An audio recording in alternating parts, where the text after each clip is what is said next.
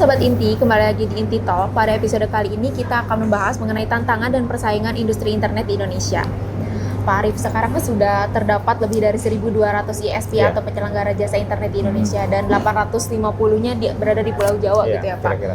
Nah, dengan jumlah yang cukup besar seperti ini, tentu persaingan menjadi semakin ketat.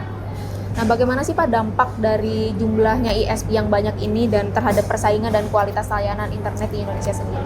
Oke. Sebenarnya ada dua sisi ya. Kalau kita ngomongin dari sisi pemerintah, mungkin semakin banyak pengusaha akan semakin baik juga.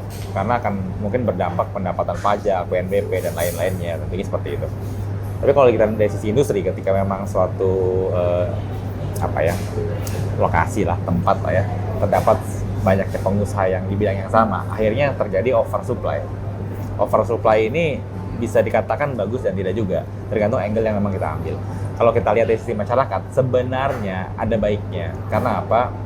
Semakin banyaknya kompetisi akan si provider akan semakin berlomba-lomba menyediakan layanan yang terbaik buat usernya, gitu ya kurang lebih. Bukan hanya layanan, tapi harganya juga. Jadi harga akan semakin murah dan kualitas diharapkan semakin baik.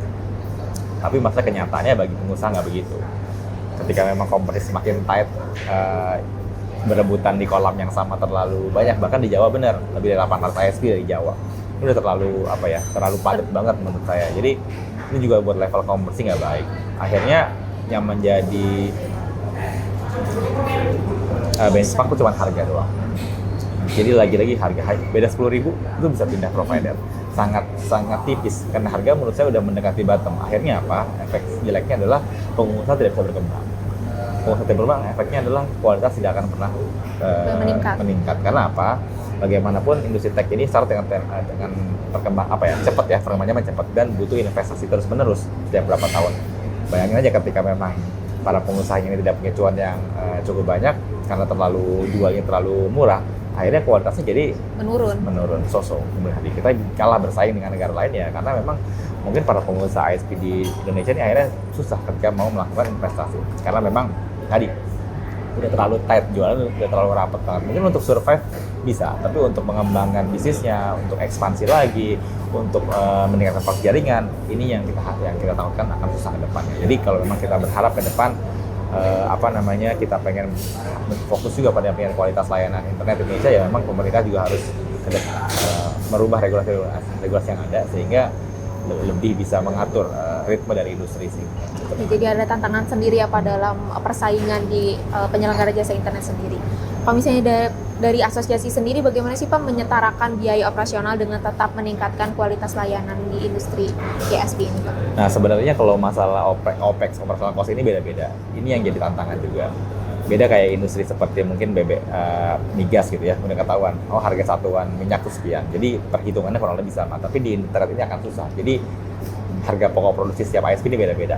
Jadi yang satu mungkin dapat murah karena dia besar, yang satu masih mahal karena dia masih kecil. Dan pasti harga jual di masyarakatnya kan juga nggak bisa dibandingkan.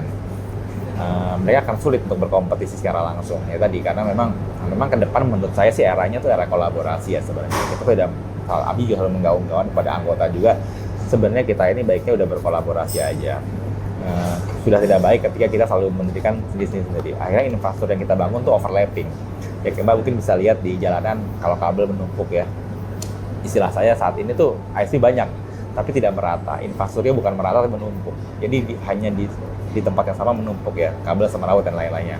Itu kan belum tentu semuanya kepake sebenarnya. Sayang banget investasi yang kebuang sia-sia. Sebenarnya kita berharap ketika ada kolaborasi antar ISP, ini bisa investasi yang ada ini bisa menjadi luas, bukan cuma di situ aja. Jadi hanya berebut customer base yang sama.